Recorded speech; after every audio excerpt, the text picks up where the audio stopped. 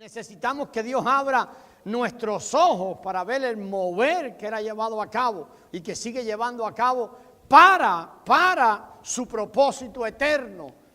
La iglesia, nosotros necesitamos enfocarnos en el propósito eterno de Dios y salir de nuestros propios propósitos. Y este cuadrito lo hemos repetido. Dios tiene un propósito en la eternidad que va más allá. Su voluntad inmutable. Él ha querido obtener algo desde antes de la fundación del mundo y sigue logrando obtener algo y lo logrará. Él obtendrá lo que Él se ha propuesto desde la eternidad pasada y hasta la eternidad futura. Dios logrará obtener lo que Él se ha propuesto, ¿verdad? En el tiempo que es lo que estamos viviendo nosotros. Dios lleva adelante su plan y hemos revisado 4 etapas. Ahora estamos revisando la última etapa. Y hablábamos que Dios primero empezó a trabajar y a llevar adelante su plan con la raza creada. Y estábamos hablando con aquellos hombres que Él creó. Después trabajó con ¿qué otra raza? Con la raza de los llamados. Ya desechó la raza creada y comenzó a tratar con los llamados, con los que Él llama. Nosotros, la generación de la iglesia que viene posteriormente, es un poco la raza de los llamados también. Este cuadrito, esta flecha, la flecha siempre nos ayuda a recordar, ¿sabe qué cosa? El inmutable propósito de Dios, que va desde la eternidad y hasta la eternidad. No va a cambiar. Nosotros ninguno vamos a impedir que el propósito de Dios se cumpla. Sí podemos atrasar el propósito de Dios, pero el propósito de Dios se ha de cumplir y se ha de cumplir a pesar de nosotros mismos. Dios obtendrá lo que Él quiere, Dios obtendrá lo que Él desea, Dios obtendrá lo que trae satisfacción al corazón de Él. Por eso fue que creó. Después de la creación vino la caída del hombre, ¿se acuerda? Génesis 3 en la Escritura. Después de allí, pues Dios puso en funcionamiento lo que conocemos como la redención. Y redefiníamos unos días atrás que la redención hace que Dios viene al hombre. Dios viene al hombre para impedir que el hombre siga cayendo. Pero no solo eso, sino que Dios viene al hombre para levantar al hombre y llevarlo a la línea que representa la voluntad de Él. Por eso empezamos a ver y hemos visto estos 2 principios. El principio de la encarnación y el principio de la impartición. Después que Dios redime al hombre, todo el resto que queda lo va a lograr a través de eso. Viene y se encarna en nosotros, se hace vida en nosotros y de ahí en adelante empieza a impartir la vida de su Hijo. Y todo lo que Dios hará de ahí en adelante lo va a hacer a través de la impartición de la vida de su Hijo hasta tener el reino. Y ahorita le vamos a agregar algo más que agregamos la semana pasada. Él quiere ver el gobierno de Él, tiene que verse en la vida de sus hijos, ¿verdad que sí? La obra de Dios, este es un punto que también discutimos y es bueno, hermano, que usted pueda ver esto. Si Dios nos enseñara esto, este es un punto importante. Muchas veces nosotros estamos enfocados en la obra de la salvación de las almas y es bueno salvar las almas, pero la obra de Dios va mucho más allá que la salvación de las almas. Tenemos una iglesia que se duerme en la salvación de las almas. Muchos de nosotros los creyentes nos dormimos en saber que bueno, ya yo tengo vida eterna, yo voy a ir al cielo y todas esas cosas, ¿verdad? Pero la obra de Dios va mucho más allá que habernos salvado a nosotros de la condenación del infierno. El propósito de Dios va mucho más allá que la condenación. Muchos de nosotros nos conformamos con la no condenación, o saber que no vamos a ser condenados, pero la obra de Dios va mucho más allá.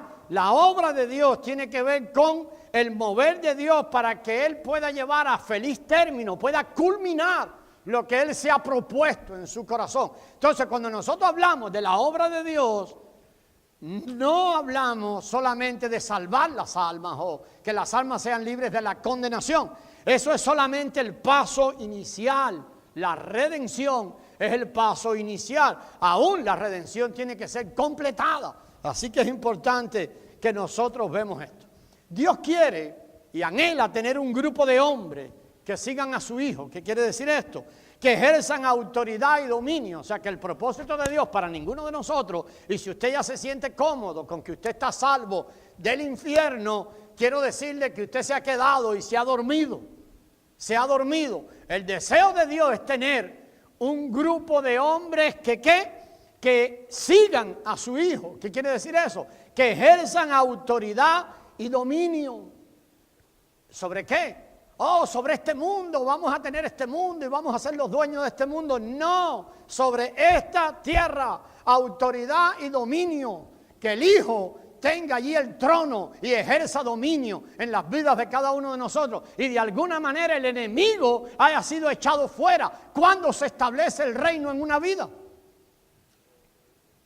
Cuando el reino del enemigo ha caído. Entonces es importante que mantengamos esto en mente. Dios quiere esto, Dios anhela esto. Dios desea obtener un hombre. Un hombre, o sea que cuando hablamos de seguir a su Hijo y cuando hablamos de Cristo, hablamos de un hombre corporativo. Así que volvemos a la línea recta. La línea recta nos recuerda la inmutable voluntad de Dios. La línea recta nos recuerda la voluntad de Dios inalterable, inquebrantable, el plan de Dios que Dios está llevando a cabo. Y empezábamos allí con la creación y seguíamos con la redención y seguíamos con el reino, pero también la culminación de todo esto aún ni siquiera es el reino. ¿Sabe qué es? Lo que Dios quiere obtener, la nueva Jerusalén. Y eso es algo que hemos estado viendo. Ese es el propósito de Dios, ese es el propósito. Y la obra de la iglesia, ahora viene esto, la obra de la iglesia es retirar el poder de Satanás e introducir el reino de Dios. ¿Cuándo, amado hermano, vendrá el reino? Vamos a echar atrás. ¿Cuándo va a venir? Cuando la iglesia eche y quite de las manos el poder que la caída le dio a Satanás. Entonces, la obra de la iglesia es retirar ese poder, retirárselo al enemigo. Cada uno de nosotros tenemos que pensar en eso. ¿Está sucediendo en tu vida?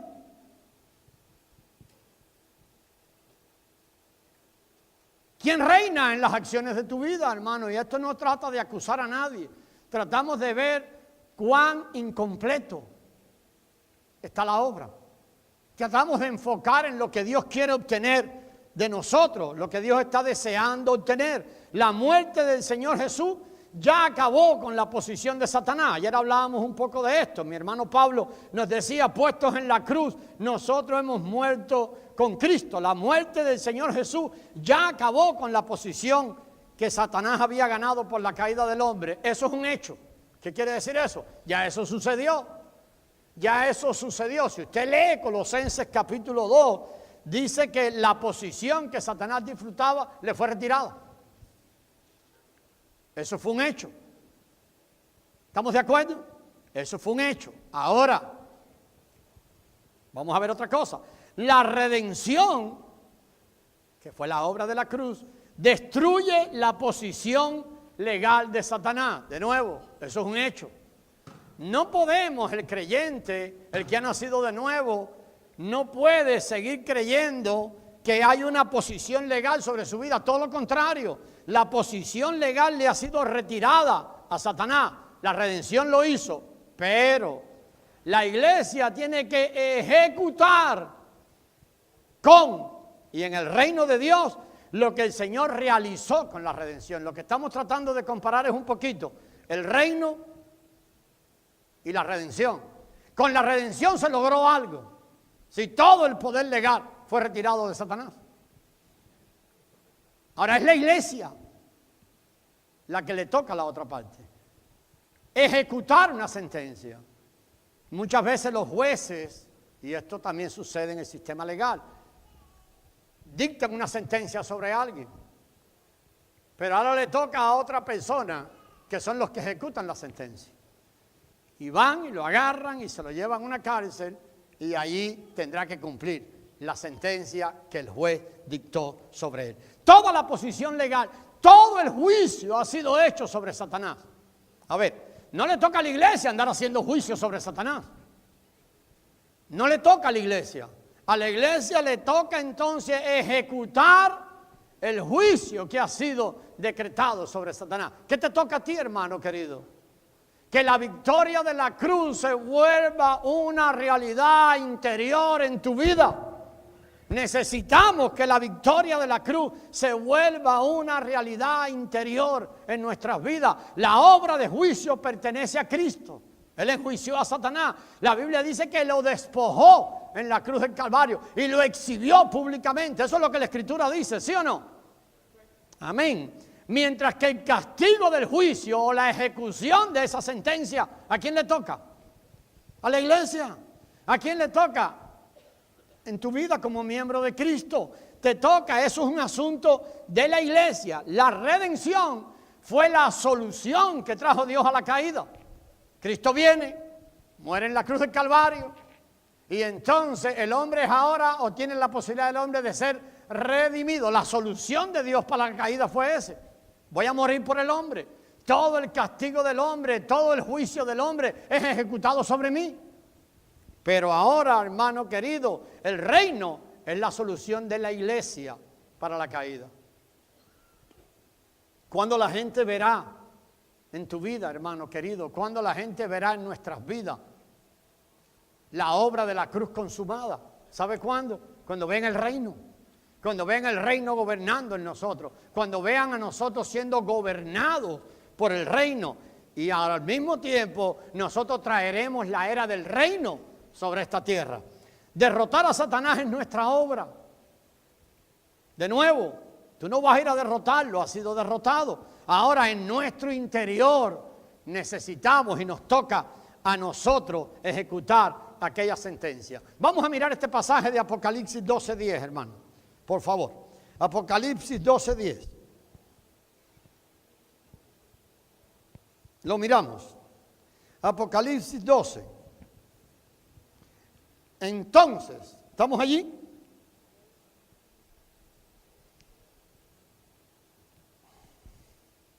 ¿Ya lo tiene? Entonces, ¿qué más dice? Oí una gran voz en el cielo que decía, ¿qué decía la voz? ¿Qué más? Ahora ha venido la salvación, el poder y el reino de nuestro Dios. ¿Y qué más? Y la autoridad de su Cristo. ¿Qué más?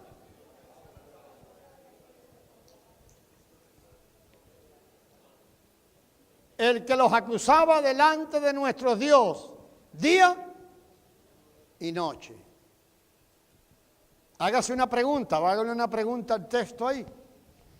¿Cuándo vino la salvación, el poder y el reino de nuestro Dios y la autoridad de su Cristo? ¿Cuándo? Lea el texto allí. Cuando es lanzado fuera el acusador de nuestros hermanos. ¿Cuándo se convertirá en tu vida, amado hermano? ¿Cuándo el reino? ¿Cuándo Satanás es lanzado fuera? Es lanzado fuera cuando el reino es establecido. Nosotros necesitamos una experiencia interior del reino. Y entonces el enemigo será echado fuera. Entonces la gloria de Dios comenzará a ser vista. Entonces el gobierno de Dios comenzará a ser visto. Necesitamos, amado hermano, caminar ese camino. Esta es la salvación, este es el poder, este es el reino de nuestro Dios y la autoridad de su Cristo. Cuando usted empieza a darse cuenta ahora que el gobierno de la carne se acabó, que su vida no está gobernada por el alma, que su vida no está gobernada por los sentimientos, que su vida no está gobernada por los mismos anhelos de este mundo, que su vida no está gobernada y corriendo detrás de las mismas cosas que corre el mundo. Jesucristo fue muy claro cuando le preguntaron acerca del reino. ¿Sabe lo que dijo? El reino de los cielos está aquí. ¿Y quién era el reino? Era Él. Pero ¿sabe lo que dijo? El reino de los cielos está entre vosotros. ¿Y cómo entre vosotros? ¿Sabe con quién estaba hablando? Con los fariseos. Ojo, el reino de los cielos no estaba en ellos, ¿Dónde estaba? Entre ellos. Pero el reino de nosotros hoy, ¿dónde está? ¿Dónde está el reino de Dios? Entonces el reino de Dios y el reino de Satanás no pueden reinar juntos. Ese es el trabajo de la obra de la iglesia hoy. Ese es el trabajo que está sucediendo en nuestra vida. Eso es lo que tiene que suceder en nuestras vidas. Tenemos constantemente, hermanos amados, que mirar allí. Como resultado de la expulsión de Satanás, viene el reino de Dios, de nuestro Señor y de su Cristo. 40 años en el Evangelio y todavía sigue la vida almática gobernándonos. 30 años y seguimos reaccionando a todo en la vida. 28 años el Evangelio y todavía seguimos teniendo los mismos sueños mundanos. Todavía nuestras oraciones son para que Dios nos dé todo lo que nosotros queremos tener en esta tierra y no enfocamos jamás en el propósito de Dios y no nos atrevemos a pararnos y preguntar: Señor, ¿estás agradado con la manera en que el Hijo está siendo visible en mi vida? No, esto es más, hermano, que ser salvos de la condenación. Esto es traer el reino. ¿Sabe lo que este mundo necesita? Verlo. Este mundo necesita ver el gobierno de Dios en nuestras vidas. La iglesia no ha cumplido el propósito de Dios. Si usted tiene boletín, esto lo puse allí en el boletín. La iglesia no ha cumplido el propósito de Dios. Es más, ni siquiera lo conoce. Hermano, hable con sus hermanos en Cristo por ahí. A ver si los oye hablar del propósito de Dios. ¿De qué habla la mayoría de los cristianos por ahí? ¿Sabe de qué habla? De un Dios que le ayude a cumplir todos los propósitos que ellos tienen.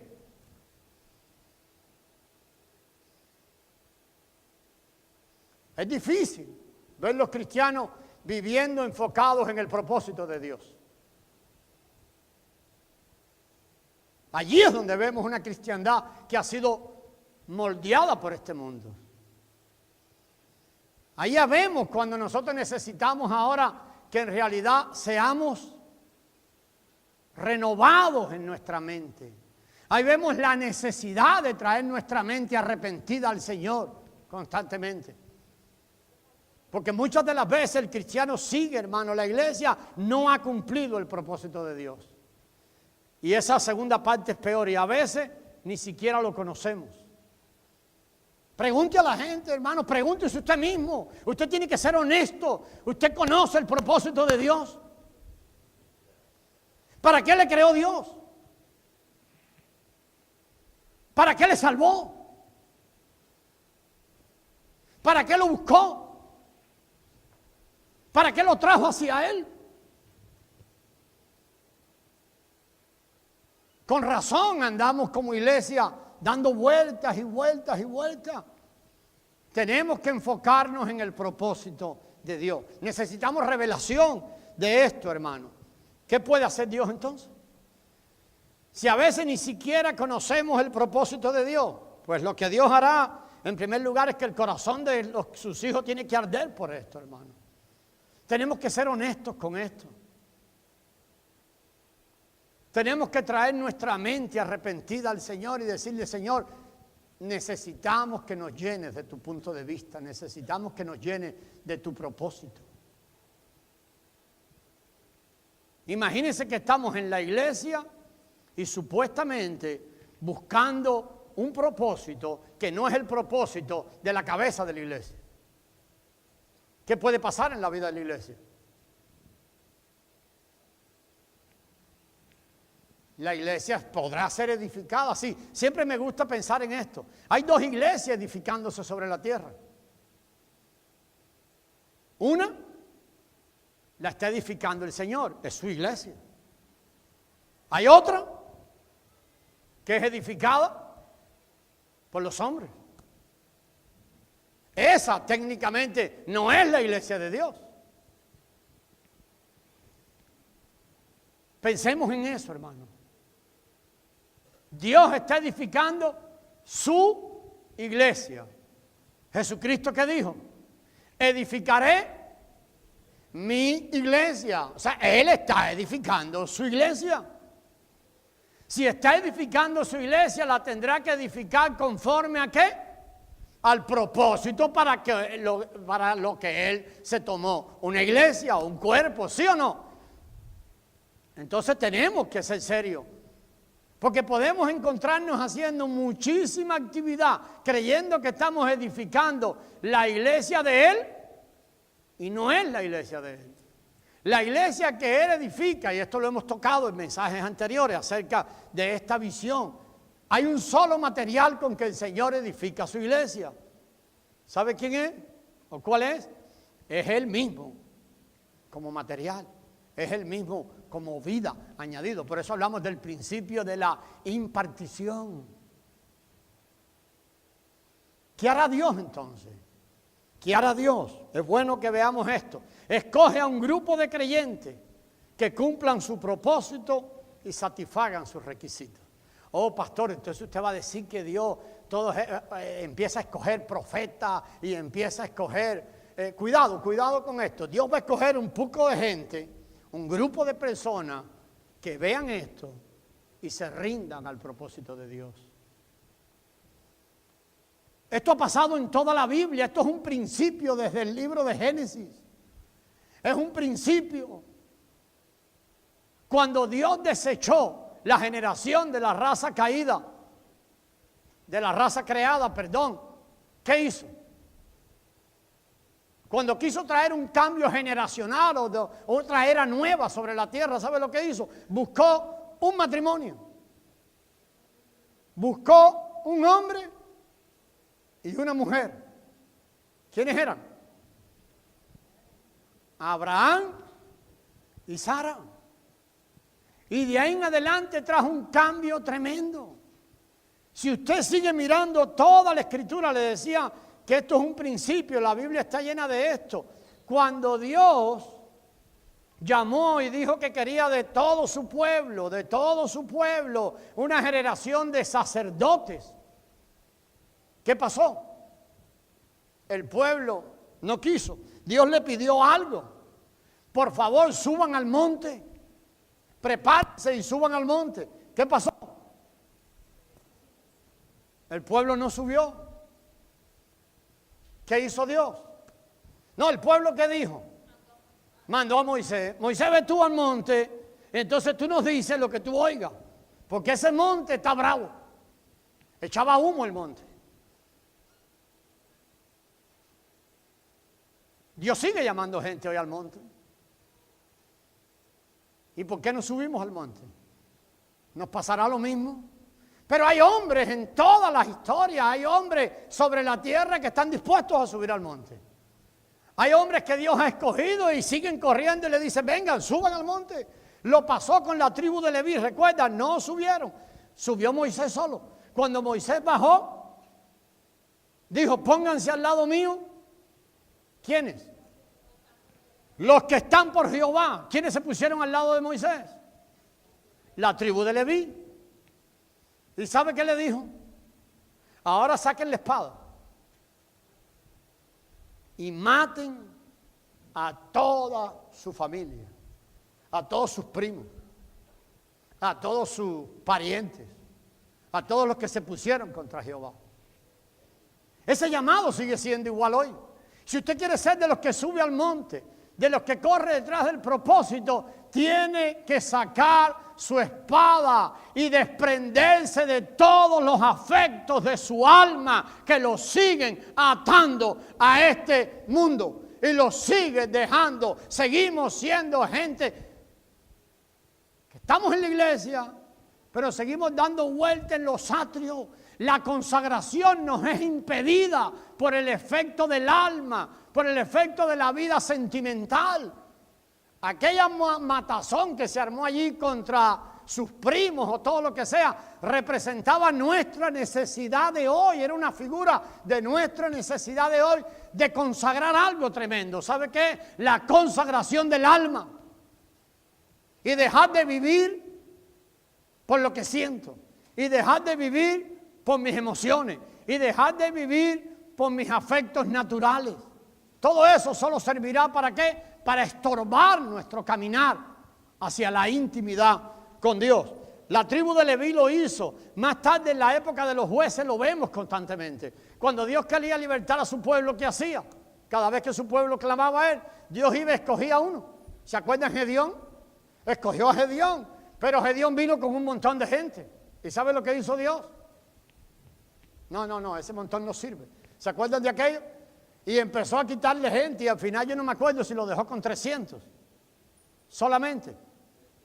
300 al final, ¿verdad? Y fue con ellos con los que Dios logró su objetivo. El trato de Dios sigue siendo el mismo hoy, hermano.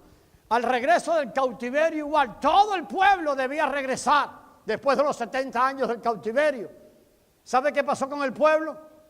Que no quiso regresar. ¿Por qué? Porque le cogieron el sabor allá donde estaban. ¿Sabe lo que nos ha pasado a nosotros? Dios ha venido a redimirnos. Dios ha venido a salvarnos. La salvación es un cambio posicional. El mundo está condenado. ¿Qué hizo Dios? Viene y nos saca del mundo. Esa es la salvación. Pero, ¿sabe lo que pasa? Que nuestros corazones y afectos siguen ligados al mundo. Entonces, cuando el cautiverio pasó, ¿qué tuvo que hacer Dios? Escoger unos poquitos. Escogió, ¿se acuerdan algún nombre? Esdras, Nehemías, aquel tenía un nombre muy largo, Zorobabel, y un grupito de gente con ellos. Este es un principio en la Escritura, hermano. Cuando los vencedores se mantienen firmes en la posición de la iglesia y llevan a cabo la obra que toda la iglesia debería hacer, entonces sucederá algo. Mire, hermano, la tribu de Leví no podía enorgullecerse de lo que ellos estaban haciendo. La obra que la tribu de Leví hizo, ¿la hizo para qué? A favor y para el resto de la nación. Si la tribu de Leví comenzara a creerse que ellos eran más importantes que el resto de la nación, le aseguro que le hubiera caído fuego del cielo y Dios hubiera acabado con ellos. Entonces, estos que nos adelantamos, que se adelantan en la obra de Dios, no trabajan para ellos mismos, no trabajan para engrandecer un nombre, no trabajan para enorgullecerse de que sí somos esa gente que estamos con... Cuando usted oiga eso, sepa que ahí no hay vencedores. ¿Sabe lo que hay ahí? Un poco de orgullosos. Entendemos que somos llamados para la obra de toda la iglesia y lo que hacemos se le hace constar ¿a quién? A la iglesia. Toda la iglesia recibe la bendición de esa obra. La obra le pertenece o les pertenece a ellos, a los que responden al llamado de Dios, pero toda la iglesia recibe la bendición. ¿Sabe lo que se necesita en la iglesia de hoy? Esos hombres y mujeres que sencillamente estén dispuestos ¿a qué? A desprenderse de todo. De todo. Que hacen consagración del alma y siguen adelante en el camino hacia el lugar santísimo. No gente que anda evaluando todo, queriendo tener sus propios resultados o sus propios sueños. Son aquellos que rinden todo delante del Señor. Eso es necesario hoy. El Señor lo anda buscando. La obra de la iglesia consiste en resistir la obra de Satanás para que ahora juntos podamos echar fuera los demonios. Oh, ¿cómo echamos fuera los demonios? Los cultos vamos a amarrar demonios y echarlos fuera. No, eso va a empezar a ser echado en tu vida, en la vida de aquel, en la vida de aquel, en la vida de aquel, en la vida de aquel, y el reino empieza a ser establecido. ¿Y dónde qué tendría que hacer Satanás? Tendrá que salir. Tendrá que salir y tendrá que salir y tendrá que salir de la vida de cada uno. Por eso, hermanos queridos, déjenme decirle esto. Cuando usted disponga su corazón para ser uno de aquellos que dice, todo por el Señor, todo para el Señor. ¿Sabe qué? Usted no peleará más con demonios. Ay, pastor, ¿cómo es eso? Nunca más pelearás con demonios. ¿Sabe con quién vas a pelear? Con el mismísimo Satanás. No va a pelear con demonitos ya, eso se acabó. Por eso es que tenemos que entender esto. Cuando la mujer de Apocalipsis 12 estaba lista para parir al hijo varón, fue el propio Satanás quien lo andaba velando. No mandó demonios, no mandó, ¿cómo se llama? Diablito, ¿cómo se llama también eso? Espíritu, o qué sé yo. Espíritus malos o lo que sea, no me acuerdo. Hay 2 o 3 palabras en la Escritura. No mandó, vino Él. Constantemente el enemigo viene sobre aquellos que hacen consagración, sobre aquellos que el corazón empieza a arder por una consagración por la obra. El Señor empieza a poner ese fuego allí. El Señor pone fuego sobre los que Él llama en el interior del corazón. Lo pone. Pero automáticamente la pelea se acabó con los demonitos. Ahora vendrá el propio Satanás a impedir que nazca el vencedor. Hace yo no sé cuánto tiempo atrás predicábamos acerca de que cada uno de nosotros está embarazado. Sí, aquí en el reino es donde únicos se embarazan los hombres y las mujeres.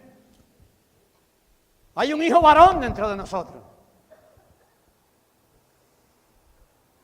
El asunto es que ese hijo a veces, en algunos se ha demorado 28 años para parir un hijo. ¿Dónde eso es normal? Yo llevo 32 años en el proceso. Está bien, hay un proceso. Pero hoy el hijo no puede estar igual que hace 32 años atrás. ¿Se acuerda que usamos el pasaje de las parteras egipcias y las parteras allá cuando llegaban las comadronas? ¿Qué pasaba con las mujeres israelitas? Ya habían parido, fue lo que las mujeres, fue lo que dijeron para proteger a los niños, ¿se acuerda? Fue cuando Moisés. Entonces es importante, hermano, que entendamos esto. Satanás hará todo lo posible para impedirnos ser de esa gente que se consagra. Aún después de consagrados, Satanás hará todo lo posible por desviar la consagración. Satanás hará todo lo posible para que la consagración no sea completada. Y cuando no pueda desviarla, cuando no pueda lograr que la persona se consagre, si es muy bueno para desviarla, si es muy bueno para ensuciarla. Entonces esto es importante, si es muy bueno para una falsa consagración. Ojo, no es una falsa consagración la que estamos hablando. Muchas veces en la iglesia, ¿qué es lo que sucede? Cuando el Señor empieza a hacer eso, comienza una falsa consagración. ¿Quiere que les recuerde 2 personas que hicieron una falsa consagración? La primera vez que hubo pecado en la iglesia del Nuevo Testamento, ¿sabe quiénes fueron? Mi hermano está mencionando por ahí. Ananías y Zafira. La primera vez. Mire, hermano, si Ananías y Zafira hubieran estado en esta congregación, hasta la gente aplaude. Porque ellos fueron y vendieron la propiedad y se quedaron y tenían una ofrenda grandota. Bueno, aquí también no le da tanta importancia. En otras congregaciones hasta los hacen hablar del púlpito. Hasta le hubieran dado trofeo. Porque estos hermanos sí tienen un corazón para el Señor y acaban de entregar una donación grande a la iglesia. Hubieran salido en el boletín, en el periódico. Lo hubieran hecho tal vez. ¿Quién era el hombre? ¿Ananías o Zafira? Ananías era el varón, ¿no? Esos nombres son medio raros. Le hubieran hecho jefe de finanzas en la iglesia. Pero ¿sabe lo que hizo Dios? Lo mató. Pero pastor, ¿sabe por qué lo mató?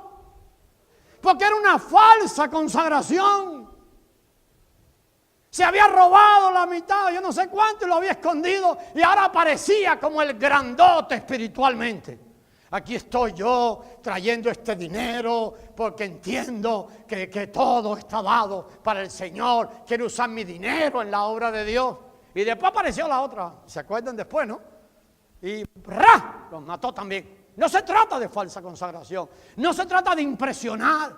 No se trata de perseguir la grandeza de este mundo. La revelación de la Escritura es tremenda. Al final de la Escritura, Apocalipsis 17 y Apocalipsis 21, el Señor permitió que dejarnos ver de manera paralela 2 mujeres allí. Una muy grande, llena de esplendor. Parece mucho a la iglesia que edificamos hoy. Llena de esplendor y de riqueza. Vamos a hacer el edificio más grande de Guatemala, donde la gente se está muriendo de hambre. 38 millones de dólares. Porque a Dios hay que darle la excelencia. ¿Sabe quién era esa mujer en Apocalipsis 17? Búsquelo rápido ahí. Esa mujer que su característica era la grandeza. ¿Sabe quién era? La gran ramera. Babilonia la grande. Oh, pastores, que la gran ramera es la iglesia católica. Ojo al piojo. La gran ramera es un principio. Es un principio aquí adentro que perseguimos la grandeza. Perseguimos la grandeza. Perseguimos un nombre. Eso viene de Babel. ¿Qué quisieron aquella gente en Babel? Edificar un edificio para acercarse a Dios. Mire qué deseo más espiritual, más bonito, ¿sí o no? Oh, vamos a hacer un gran edificio para llegar al cielo, que ellos querían comunión con Dios, aparentemente. Pero por detrás había algo escondido, ¿sabe qué era? Nos vamos a hacer de un nombre. Oh, ¿acaso eso no es lo que había en Ananías y Zafira? Vamos a dar el dinero y ahora en la iglesia seguramente todo el mundo nos va a mirar como, eso es falsa consagración, hermano. Eso es una espiritualidad adulterada. Eso es una espiritualidad farisíaca. Los fariseos, ¿cuál era su característica? La apariencia externa. Oraciones impresionantes. ¿Usted no le parece que eso sigue en la iglesia de hoy? ¿Sabe por qué sigue? Porque fariseo es otro principio. Lo llevamos adentro. ¿Sabe lo que nos gusta? Impresionar. Palabras aprendidas como cliché. ¿Cuántas hay en la iglesia? Y es fácil aprenderse un montón de palabras que da una impresión de ¿qué? De espiritualidad. Ojo. La otra mujer que está en Apocalipsis 21, dentro de 3-4 semanas vamos a andar por allí. El año nuevo será, el año que viene. La de Apocalipsis 17 estaba, su grandeza era lo más importante. Sin embargo, la de Apocalipsis 21, que era lo más importante de aquella, estaba edificada sobre un monte. Y lo más importante era su santidad, no su grandeza externa. Amados hermanos, necesitamos ayuda de Dios. Debemos clamar por la abundante suministración del Espíritu de Dios sobre nosotros. Debemos clamar por eso. Debemos clamar por la llenura del Espíritu Santo en nuestras vidas para ser sacados de esa posición. El Espíritu de Jesucristo es Cristo mismo. Y este Cristo hecho Espíritu es la suministración abundante que necesitamos. ¿Cuál es la intención de Dios? Y aquí vamos a terminar. Número 1. La intención de Dios. Vamos a echar atrás. Número 1. Lo que Dios quiere es llevar adelante y terminar el plan que Él se ha propuesto. Eso es lo que quiere. Consumar el edificio de Dios. Mire, lee Efesios 4:13, hermano. Lo vamos a dejar para los grupos. Efesios 4:13 es un pasaje tremendo. Casi siempre nos quedamos en el 4:12. Donde dice de los 5 ministerios de la iglesia, ¿se acuerdan? Pero el 13 dice algo. Mire el 13. A ver, léalo y ya terminamos. ¿Los niños vinieron más rápido o yo estoy atrasado? Ve que yo prometí que iba a terminar más rápido. Ya termino, en 3 minutos, 2 minutos. 3. Va, 4:13. ¿Sí o no? Vamos, venga. Léalo y dígame qué le parece. Hasta que todos lleguemos. ¿A dónde? ¿Qué más? ¿Qué le parece eso para esta época? Piénselo. Hasta que todos lleguemos a la unidad de la fe. ¿Qué le parece a usted? A la estatura del varón perfecto. ¿Qué le parece? Oh, pastor, nos quedan 18,000 millones de años más ¿O no parece Efesios 4:13 un sueño imposible? ¿Qué? Hasta que todos lleguemos a la unidad de la fe. Oh, pastor, olvídese de eso. Nos queda todavía 2 o 3 mil años más. Amados hermanos, el propósito de Dios es llevarnos allí. Y lo va a hacer. Y lo va a hacer. Y en realidad lo que solo debiera importarnos a nosotros, la iglesia de Cristo, aquello que le arde su corazón por la obra de Dios, no por la del hombre. Lo que debiera importarnos es que el propósito de Dios llegue a su feliz culminación. Dios quiere introducir la Nueva Jerusalén, traerla, edificamos el cuerpo de Cristo para que la Nueva Jerusalén aparezca. El Señor sigue llamando a los vencedores, amados hermanos, los creyentes que triunfan en el plan de Dios, y nosotros nos preguntamos esto: ¿en qué consiste su triunfo? Le voy a decir que este es el mensaje de la próxima semana. ¿En qué consiste el triunfo de los vencedores? ¿En qué consiste, pastor, qué es triunfar? De esa gente que su corazón arde.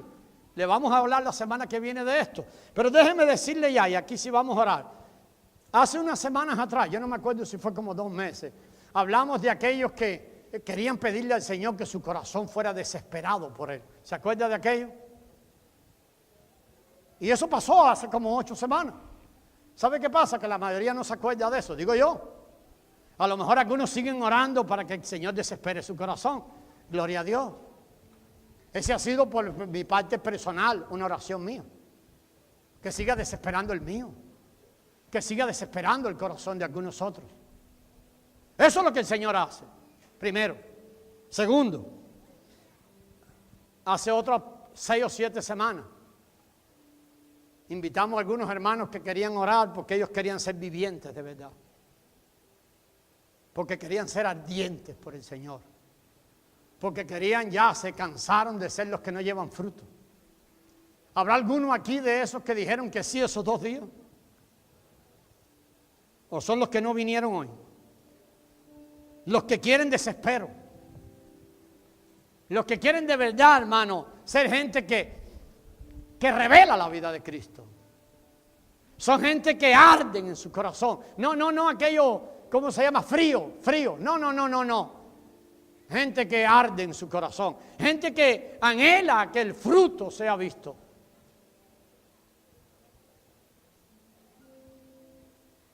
Yo puedo invitarle otra vez que se ponga de pie. Pero voy a decirle esto que el Señor me dijo. Gloria a Dios. Gloria a Dios. ¿Alguno más oró esa oración y dijo eso? Señor, yo quiero ser un desesperado. Aún también no lo dijiste, pero ahora tú sientes que lo que necesitas es desespero. Señor, he estado ahí, he estado medio mongo, todo frío, pero se acabó esto. Quiero que lo desesperes de verdad mi corazón. A ver, muchachos de la alabanza, lo vamos a dejar así, no tocamos más. Vengan aquí al frente si quieren, párense para acá al frente. Ya, y vamos a terminar ahora, para terminar más rápido. A ver, amado.